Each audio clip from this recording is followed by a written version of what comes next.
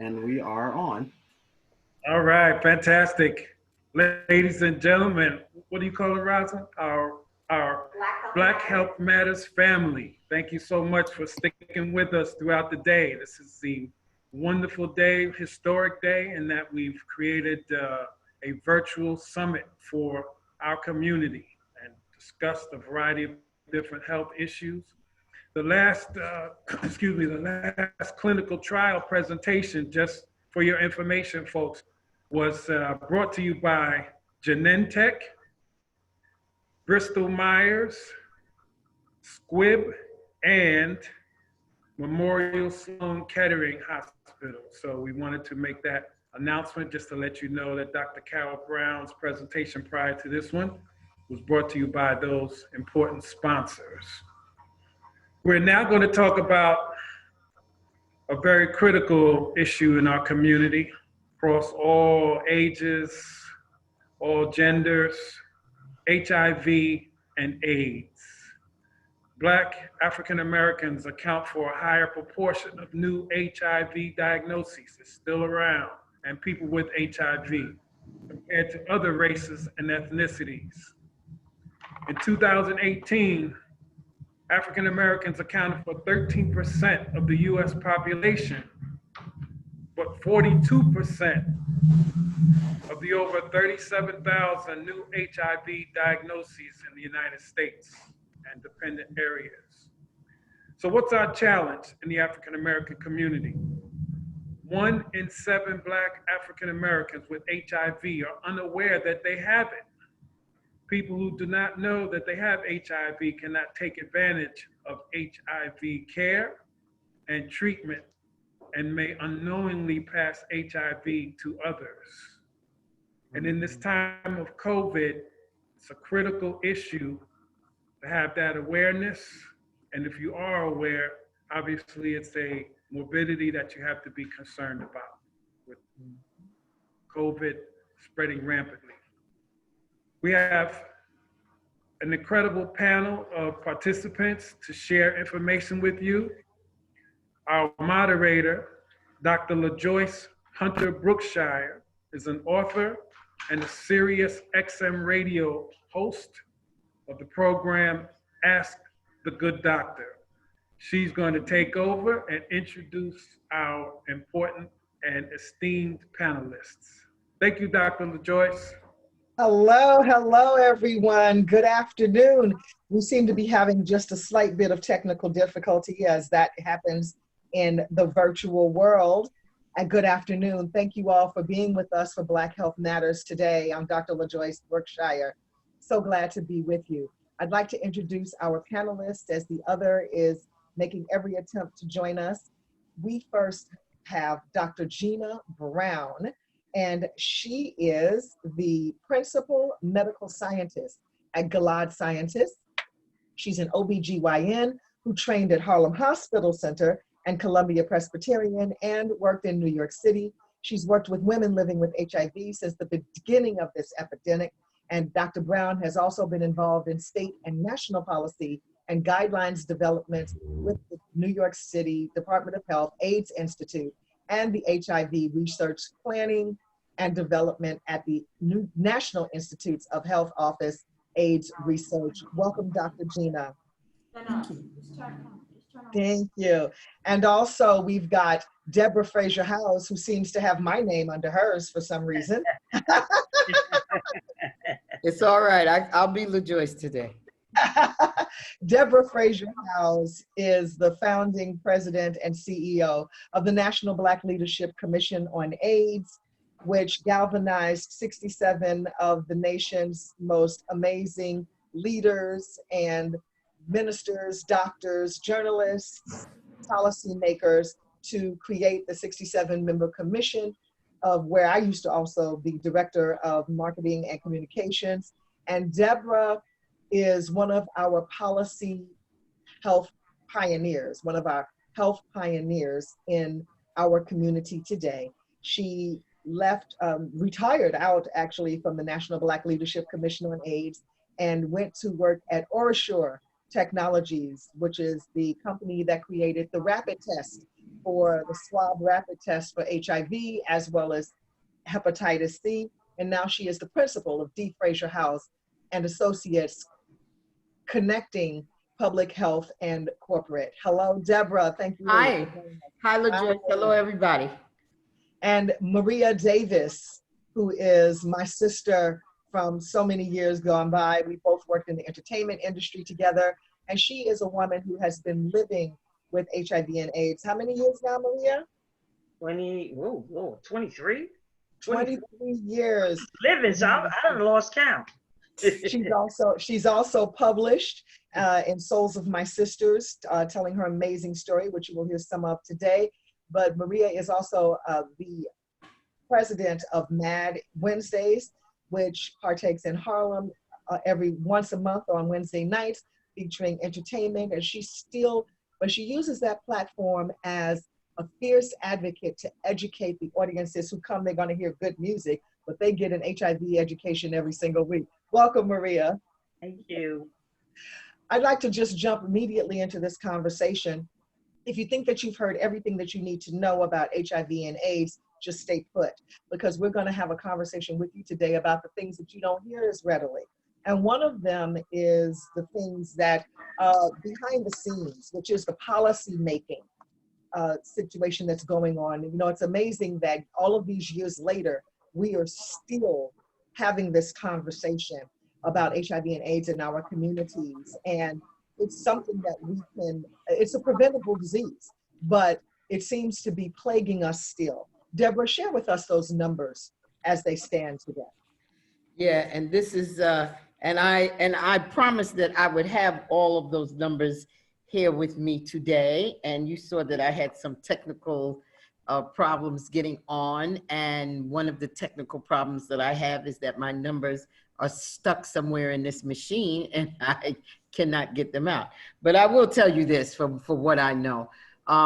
We make up approximately 45% of the HIV/AIDS epidemic in America, and we're only 12% of the United States population. We are still the predominant number of people of the African diaspora infected and dying from HIV and AIDS. The notion that people believe that we are no longer dying from AIDS and AIDS is no longer a deadly disease is not true. People are still dying. They're not dying from AIDS in itself. Nobody really dies from AIDS. They die from the opportunistic infections that catch hold to our body because we no longer have an immune system, no ability to fight it off. The majority of new infections are among Black gay men. And we need to realize that we can't afford to lose another brother, sister, nobody in this epidemic. So for those folks out there who think that it's okay for any of us to have this, to be caught up in this epidemic, I want you to think again. I want to, for a second, sort of compare what was going on with HIV and AIDS back in the day when I founded the National Black Leadership Commission on AIDS in 1987, and what's going on today around COVID. There are some real comparisons. The conspiracy theories abound. We don't have the data that we need, sufficient data to make a real response.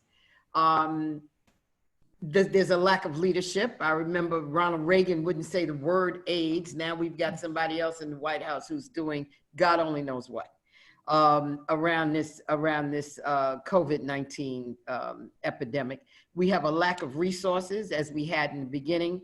We have the data that we do have is was in the beginning focused on other communities. We had to actually have the CDC sued to release the actual death data. We are of 31 states that the Kaiser Family Foundation did their latest research. We have the highest death rates in 21 of those 31 states. We are dying in every age group. We are dying multi-generationally in the same families. We are seeing this whole AIDS COVID-19 epidemic is like deja vu. Yes. All over again for the AIDS community. And as far as AIDS was concerned, in the beginning, we didn't know how people were getting it. We didn't have all of the information. People were afraid to use the toilet. People were afraid to do all kinds of things. And then we found out that you don't get it that way, that AIDS is actually not very easy to get. You know, it's bloodborne. You can get it through blood transmissions. You can get it through sharing needles. You can get it through sex. There's certain ways you can get it, and there's a lot of ways that you cannot get it. With this COVID-19 situation, there's a lot of ways to get this. And the most prevalent ways is to not wear a mask. I spent this morning, and the reason why I'm a little flustered, at the House of Justice with Reverend Sharpton this morning. And I was with him until late this afternoon. He is preparing for his big rally around Black Lives Matters. And I'm in the room with a lot of people, and I'm saying to myself, all right, I have to be careful. They were social distancing. They had on their masks. Some Black people are getting it. Mm-hmm. And what we want to do is keep Black people getting it. Do not get confused. Be out here among this craziness that we don't need to wear no mask because we're immune to this because we've got melanin in our skin. Yes. We're not immune to it because you got melanin in your skin. Bill Gates did not create this as a conspiracy to eliminate the population, like I've heard. And as far as I know, 5G transmitting, I have no idea. But I know this, there's a way not to get this. And one of the ways is to wear a mask and to wash your hands and social distance. And Reverend Sharpton, at the end of his speech today, he said, listen, y'all, don't hug me.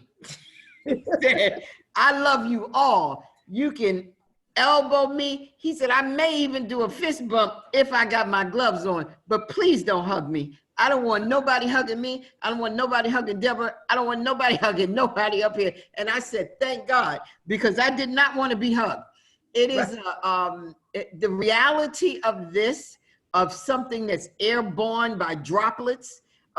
People, you know, we're sitting there singing, we shall overcome, this kumbaya moment, and I'm scared to death because this is a vicious, ugly virus. And when I was at Orishore, LaJoyce, I also worked on the Ebola test that we sent to Africa. We created that test and had that test in Africa, a rapid test, in 8 months, unheard of, got FDA approval and everything. It was a fight for me. You know, I did it with Dr. Tom Frieden, who used to head the CDC. And I was with Tom Frieden almost every day trying to get this test out because Tom came back. He said, Deborah, I'm stepping over bodies in the street.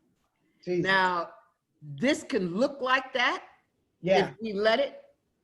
We've got trucks coming in, refrigerated trucks, pulling bodies out in hospitals where people have opened too fast and they're talking trash. We've got people, again, the numbers are rising, the death rate is rising, and the death rate looks like us. That's right. Don't be fooled, people. Don't be complacent, family. This is no joke. This will kill you. And it can kill you in a matter of days. So it's more like Ebola than AIDS in that sense. Yeah. It's easier to get. It can kill you in a very short amount of time. But just like AIDS, you may have it and don't know you have it. True. And be giving it to somebody else. So those are some of the comparisons. And I'm giving you a little bit of the numbers. I know my sister Gina will be able to give you more. I just want you to know that all my sisters are here. And I am very, very proud and happy to be with them.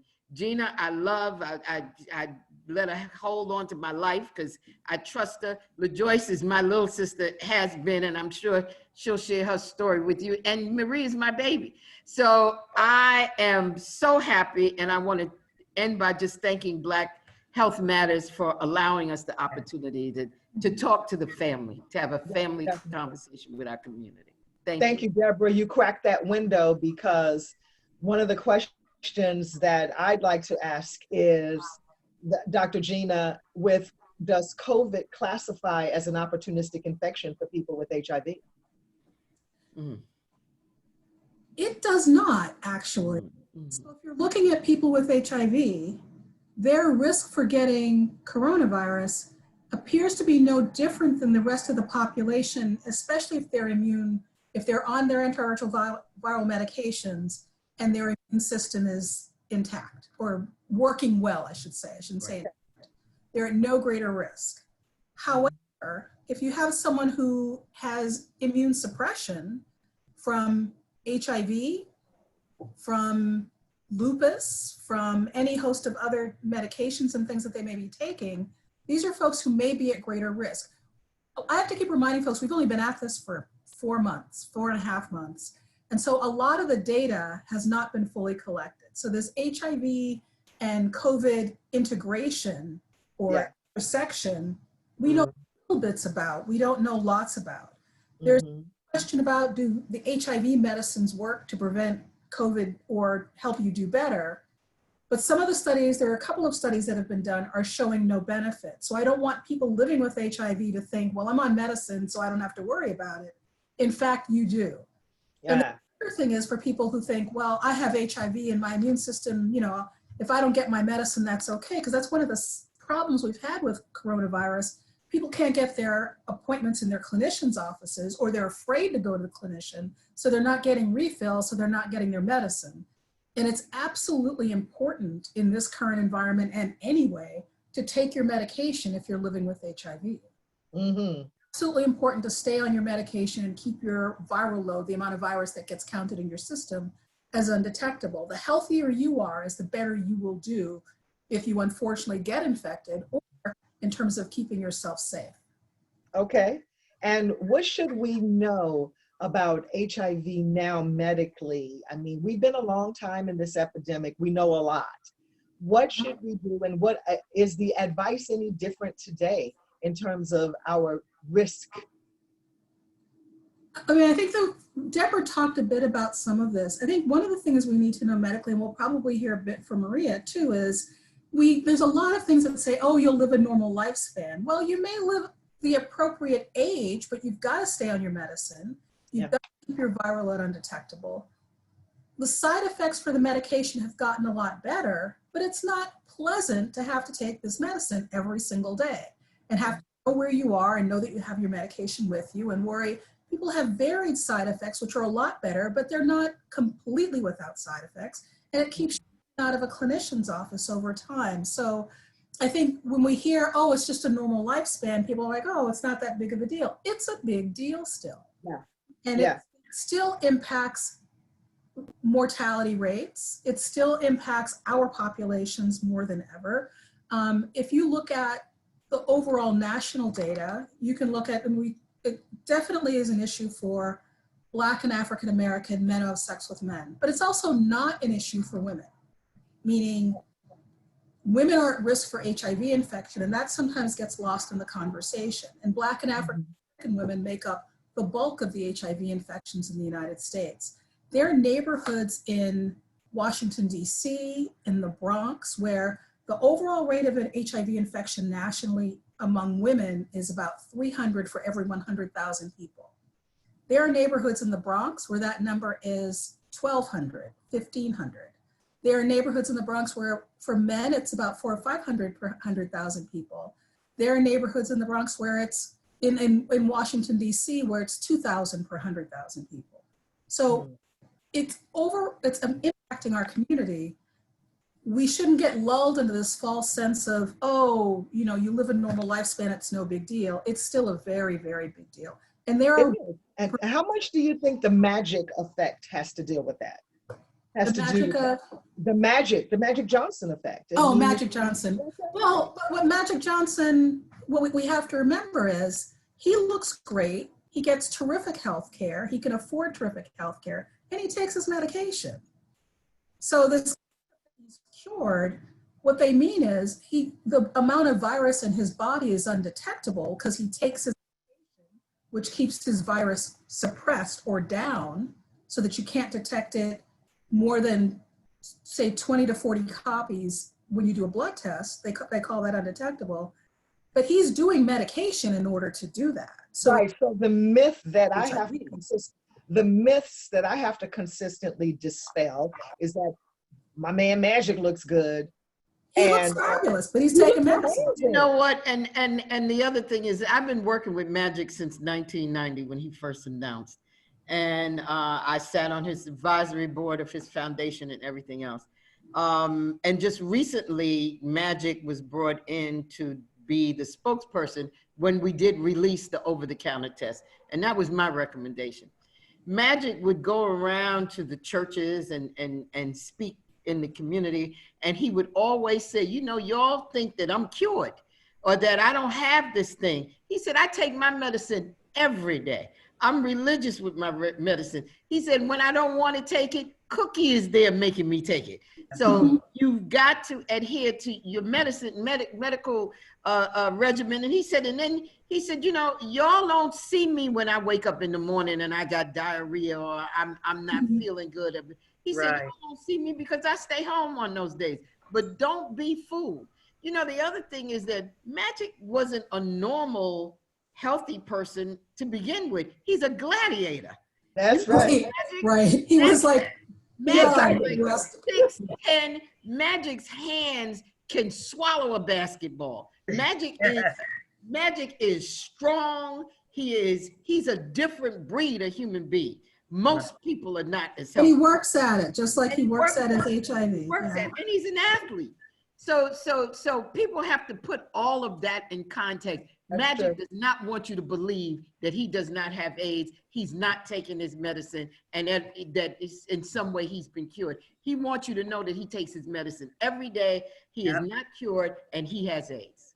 But I also don't want us to get lost in the, you know, there are ways to prevent getting HIV, and I think that's right. Let's not lose that part of this conversation. Whether we want to talk about it now or in a little bit, but I think we can't have that conversation with our community without talking about ways to prevent getting the virus. Exactly. Let's have this conversation first. Anne would like to know, once a child is no longer 26 and not on their parents' insurance any longer, how can they still get their medication? Well, if you live, and actually it's many states now, so if you are of a certain, if you aren't insured, there's something called ADAP, which is the Age Assistance Program. It's federally funded, but state administered. And then different states, if you're in a place like New York or Massachusetts, different states also have enhancements. So it's not just getting your medicine, but you can also get your visits paid for and any of the other things that need to happen that are part of keeping you healthy. I used to be able to get women ultrasounds who had HIV and get it paid for by ADAP if they didn't have insurance. Right. Other states are a little more structured about it, where they have limits on the medications, but the goal is to be able to get people treated if you don't have insurance or if you're underinsured, meaning your insurance won't pay enough, or you have a job but you don't have enough money to be able to pay for these medicines on your own. Well, So you're talking about prevention, and let's talk about, you know, you work at Gilead Sciences. Let's talk about what you have, a prevention tool in your pocket. So I think you have to think about prevention as, it's not just here, take a pill. It's, let's talk about what your risk may be. Let's recognize, and clinicians have to do that, who may be at risk, who comes to you and they tell you they're at risk without saying, hey, I'm at risk for HIV. They come to you and say, I think I need a test for a sexually transmitted infection. Or you say, how are you doing? Well, I got a new girlfriend, or I got a new boyfriend. How are you? Do you have a place to sleep? I just got out of, where are you staying? Where are you sleeping? Are you, as part of your agreement for where you get to sleep, means you don't turn the person away who sidles up to you? Right. Come on.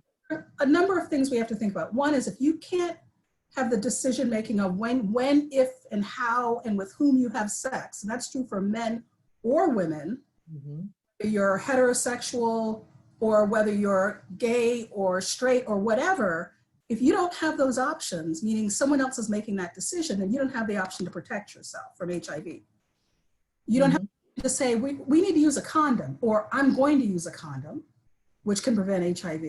And you may not have the option to take pills because someone says, why are you taking those pills? Or you can't go to the doctor. So it's got to be about people being able to have some decision-making in their lives. But it also has to be about clinicians recognizing this. So we clinicians need to be able to talk about sex, and we need to be comfortable talking about sex. Yes, Dr. Gina, a lot of doctors are so busy doing this speed doctoring that they don't get an opportunity to ask about a person's lifestyle. They're seeking out medications. They're not taking the time to even have a seat in the office. But we have to recognize it. Talking about sex is like talking about why are you still eating potato chips when your cholesterol is high? All part of whole health. Yeah. That's right. It's thing you do to a couple of people. It's part of whole health that you do to everybody. You've got to be comfortable bringing in a sexual history. You've got to know, are people having anal sex? Do they recognize that's a higher risk sex than having vaginal sex? Mm-hmm. Since you can't get pregnant, I could have anal sex. And that was all of the rage when it was on the front page of Teen Vogue magazine a couple of years ago. And or is all the rage. If they need, and that's a greater risk than, excuse me. This is what the young people are feeling, is that if they have anal sex, that they're still virgins. Right, and being a virgin, it does not protect you against HIV. We gotta be willing to talk to people who are our parents' age about sex. They have fewer men, whether they're gay or straight, and so they may be sharing partners. You need to be able to talk to folks whose partners, whether they're male or female, are in and out of prison about how they can protect themselves. And there are pills to take. One is Descovy for PrEP, which is a pill that is available for men who have sex with men and transgender women. So people who are born male identify as female now. And that's because that's where the studies have been done. We still have Truvada for PrEP that's available for women and works. People are under the misunderstanding that it doesn't work for women. These prevention drugs work for women as well. And so these are one pill once a day that you take, and it's a minimal side effects preventing HIV infection. There are new drugs and new things that are coming along. There are injections coming along. People are looking at longer acting, but the only things that are approved by the FDA right now is Truvada for PrEP and Descovy for PrEP. As clinicians have to talk to our patients and recognize if we're going to give them antihypertensives, or we're going to give them, things that bring down their cholesterol, all of which have considerable side effects. These are very simple medications to use. And we as clinicians need to be willing to use them in primary care, not just specialty care. And I agree with everything that Gina said. And I want to add one thing as a mother and a grandmother. AIDS is a bigger A than abstinence. And there's a whole notion that we can't tell young people who's 11 and 12 years old that they should wait to have sex. Wait, believe me, this whole sex thing ain't all it's cracked up to be. No matter what they tell you, it ain't all it's cracked up to be. There's a whole lot of landmines in this thing that we didn't have to go through when we were younger. We worried about getting pregnant, so you use the condom.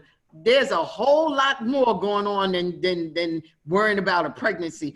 In fact, somebody told me that they went to the doctor recently and they had gonorrhea and they were so happy they didn't know what to do. So you gotta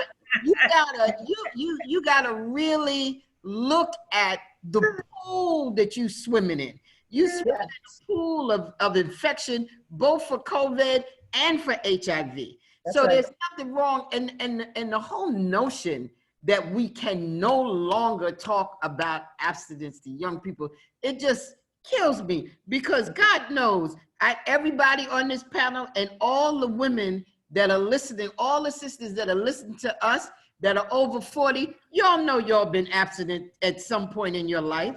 You know that we just stopped doing it for a minute, for whatever reason, lost the man, did whatever the case. We didn't die, our stuff didn't fall off, we were fine. So there is that reality too. You can function without having sex with everybody or one person, or just, we're not rabbits, we can do this. And I think we need to look, no matter what age group we're talking about, we need to think about the package of prevention. It's That, no doubt. your That's, partners are. What I, If your partner does or doesn't have other partners. Knowing that abstinence or to have sex or not to have sex can be your choice, hopefully. well, you have to ask those questions. Those questions must be prevalent. You have And to ask those questions. Maria, I want you to tell us, Maria, about a bit about your story and a bit of how it has led you to this journey as an advocate for AIDS. well, you know, first, before I say anything, God is first, but we also want to send up prayers to John Lewis, civil rights activist that we have lost, and who has been a major person in the movement, and also a great person that we are losing out of Congress, who's been there fighting for all of us, whether we're bisexual, whether we're straight, whether we're transgender, LGBT. Absolutely. He was the one that got beaten over the Pettus Bridge, arrested 40-something times, skull fractured. So the reason why I say that is because this is the purpose of me living with AIDS. AIDS is not about, and it doesn't define who I am. What defines who I am is a queen, a civil rights activist, the ancestors that died before me. So when I had to hold on to something to live for, I saw the Debra Fraser-Howzes, who that's the only one I knew about HIV and AIDS. I had LaJoyce that was in the music industry. I had Debra K. Now I have Gina Brown. And these are all of the people why I had to say, I cannot give up. Because there are too many people that fought for me to be able to have a place at the table. Right. Whether I had AIDS, whether you got cancer, whether you are LGBTQ, whoever you are, as a Black African American, and our gender does not define who we are, it is who we define who we are.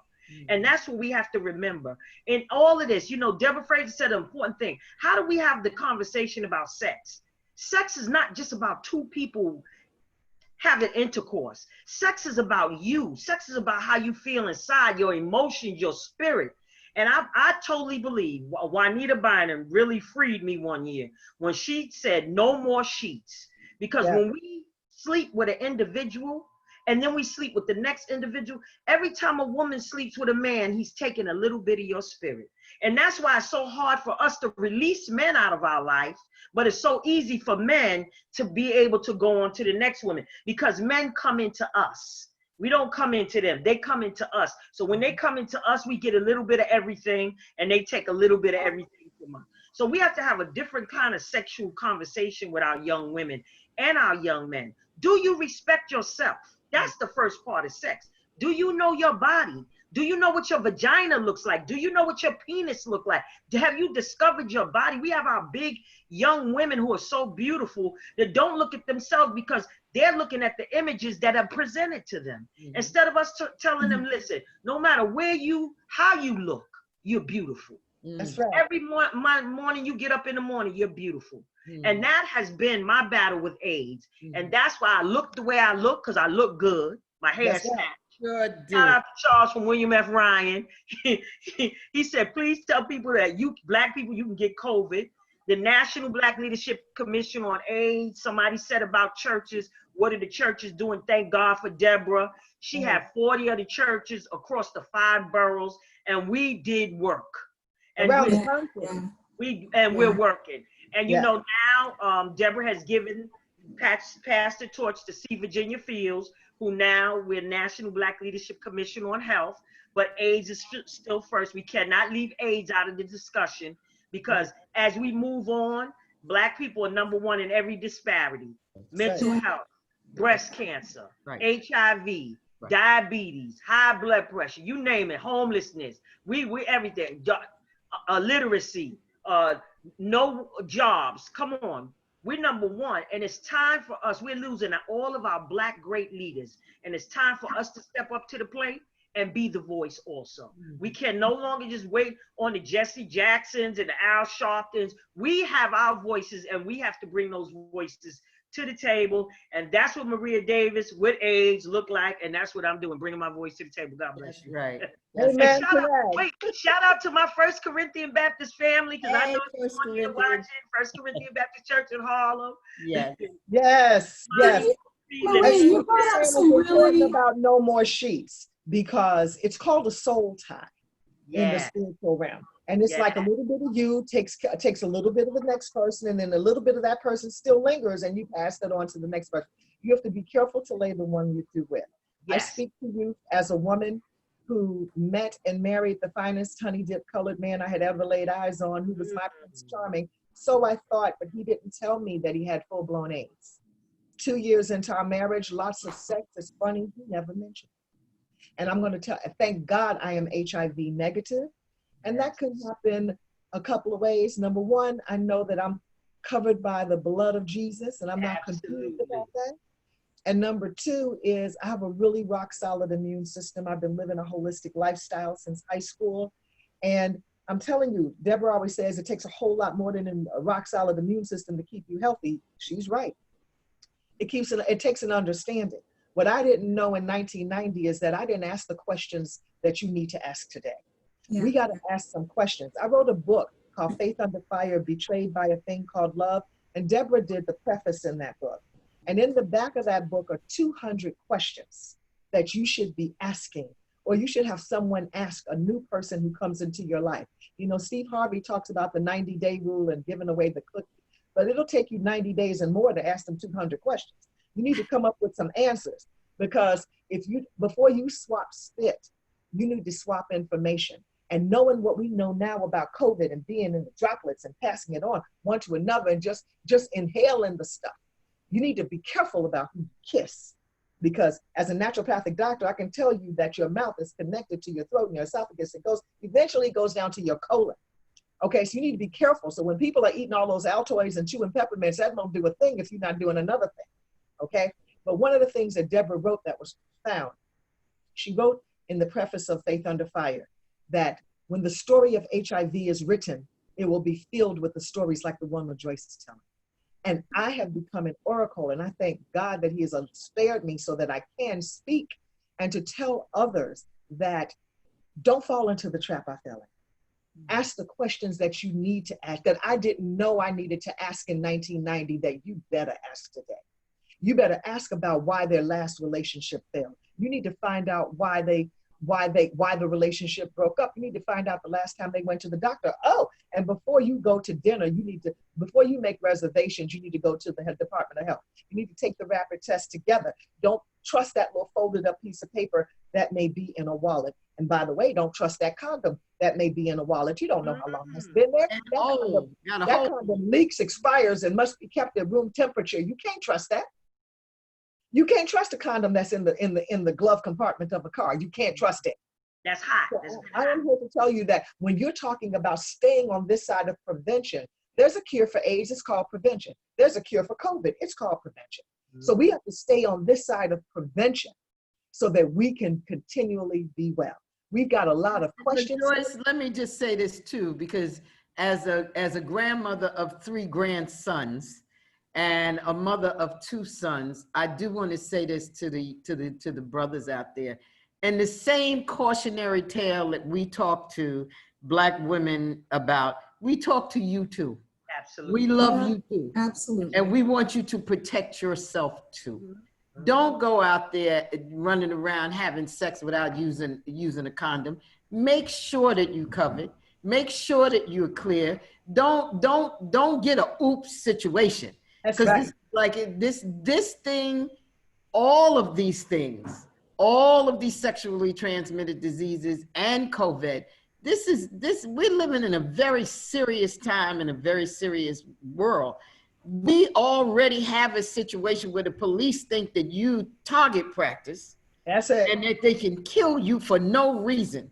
We don't want you to go out there and kill yourself. So that's right. Keep yourself together and don't put yourself in a bad situation. Because right now, these days, you better be glad that all you are is pregnant. Okay? Girl, tell me. A couple of things to not lose, which is, LaJoyce, you've talked about the importance of having the conversation. Yes. I mentioned that providers need to have the conversation about sex, but if to be able to, as a society, have these conversations.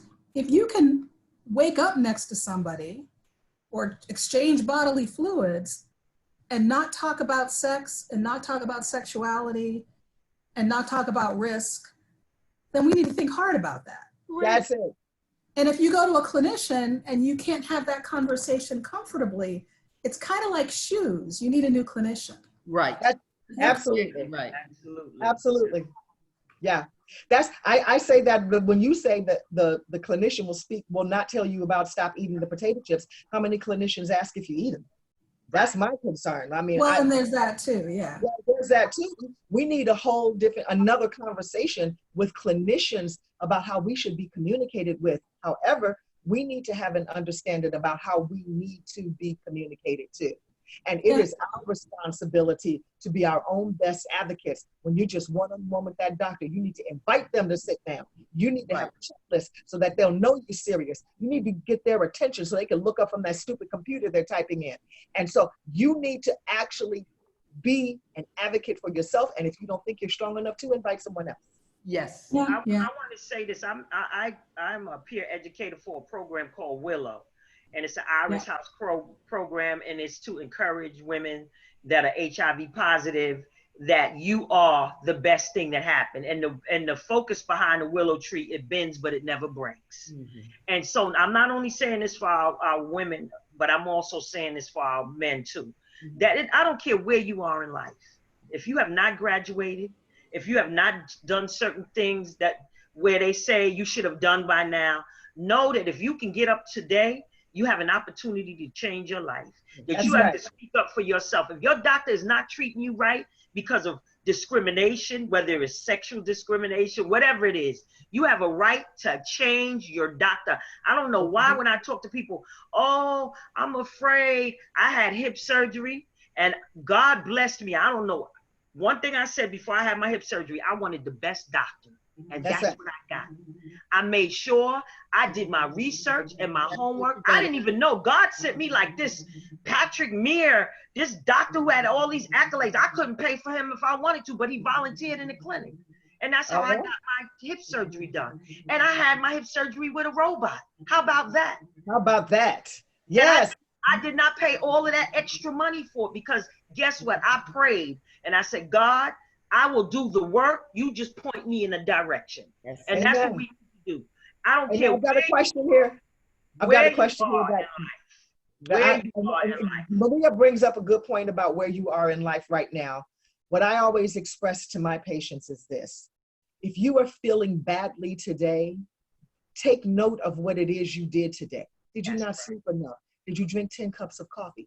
Did you only pee one time? Did you not poop at all? Stop whatever it is that you're doing today, turn around and walk in the other direction and walk away from yesterday into today. I have a question here from James, and Stanford, and he is asking, what about men who are on the down low? Are they being educated enough? Let me take this one first, y'all. So I had on the down low, and I didn't know he was on the down low until he was dead. Thank God for him, or he would have met the girl from the south side of Chicago. Anyway, I say that to say that the man who is on the down low is only concerned about himself. He's a sociopathic narcissist. And that is, if you speak to any woman who has been in a relationship, especially married to a man who has been on the down low, they have exactly the same behavior. You can lay all of our stories one on top of the other, and they're very, very similar. So they're educated, they just don't choose to care. It's very I challenge you a little bit on that, because I also your society and a community. And that's my experience and my perspective, because I have the next book that I am going to write on this topic is going to be called Sisters with the Same Story. Mm-hmm. I think your issue of questions you need to ask is first and foremost. But I also think we live in a society, in cultures, in communities where, or in families where men may not feel comfortable being able to say that they actually want to have sex with men, or enjoy having sex with men, or enjoy having sex with men and women. And so we have to be willing to have those conversations, but also recognize that some of what we do, some of what our cultures are like, and I say cultures because I don't mean just Black and African American, I mean all cultures, will facilitate that happening because men are expected to do the traditional thing, have a wife, have kids, et cetera, deny those. Now, some people get past that. We're in 2020, and some people are like, this is who I am, but not everybody has that ability. And so I think we have to allow for that, but we also have to think about men and women protecting themselves. Agreed. One of There the are straight men who are narcissists. I think that we all have a little sociopath thing going on, but men, women, all of us. But I think that one of the things that LaJoyce is most passionate about, as she said, this is her story, is the deception in that relationship. Right. The deception. Because her husband was being the quote unquote faithful husband to her. If it was another woman, it would have been a problem for LaJoyce. It just happened to be other men. And that wasn't revealed. But one thing that I do want to say, bisexual is a real thing. Yes. People are bisexual. And in being bisexual, a lot of people who don't see themselves as being gay. So they in their minds have separated the act from being an act of being gay, and they've decided that they don't need to hear these gay messages. So the question that's being asked, are they being educated enough? It all depends on where they are, because the education is out there. It all depends on where they are in their thought process that allows them to either accept the messages or not accept the messages. That's right. And here's what I always say about this. I am okay with if you're okay, I'm okay. Mm-hmm. However, I want you to stand in your truth no matter what it is, because only that will make you free. And what I know as a clinician, what I know is that when you're doing all that tipping and walking, and like Dr. Gina says, you're not given the space to be and say what you are and what you're feeling on the inside, it's gonna eat you up from the inside out. And when you come in against a clinician like me, a naturopath, or holistic practitioners, and even some really, really good doctors like Dr. Gina, we're gonna be able to tell you what your story is, even though you haven't said, because I can look at your health trouble and talk about some stuff emotionally that you're swallowing and not saying. So, but the other side of that is, to recognize we are responsible for our health. Yes. As individuals, as a community, and we need to take responsibility to make sure that we look at ourselves and say, I can keep myself from getting HIV. I can keep myself from getting other sexually transmitted infections. Right. I can ask the right questions. I can stay away from large groups of people or people not wearing masks, because part of that mask wearing is them protecting you, and make sure that I have a mask so I protect my community. But responsibility, I can use the medicine that's available using PrEP to prevent pre-exposure prophylaxis to prevent HIV infection. And then I don't have to always depend on someone else who isn't ready to live their truth, or doesn't intend to live their truth, or is a deceptive human being, or whatever. At least I know I've protected myself as a woman, as a man, as no matter what a person's sexuality. We have the ability to do that and not have to rely on someone else and what their story may or may not be. Then that is another thing I want to say too is stigma. So we cannot forget about Miss Stigma, because Miss Stigma push all of this agenda ahead. Because we still have biases. People still ask me, if I come behind you in the bathroom, can I get HIV? No, you cannot. People still ask those questions. And I do these HIV 101s on Zoom for Iris House and with my church family and with my families from all over the States. And they still, it's like people do not remember basic HIV information. Yes. People don't understand the importance of voting. They think voting is just going about voting for somebody. But Maria, the conversations have ceased. Yes. And I'm grateful to Black Health Matters for engaging Black in Health this Matters. conversation. Thank you.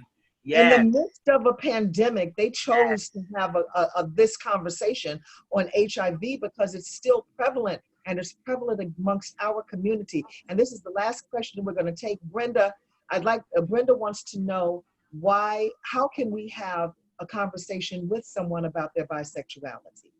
And I say that, and I'll let each of you speak about this, I say that we need to ask everyone that we plan to come in contact with sexually about their sexual preferences and their sexual proclivities. I think that's appropriate. It is an appropriate question. It's one of those 200 in the back of the book. Deborah, what say you? Well, you know, you really need to talk to somebody before you have sex with them. I am going to be 68 years old.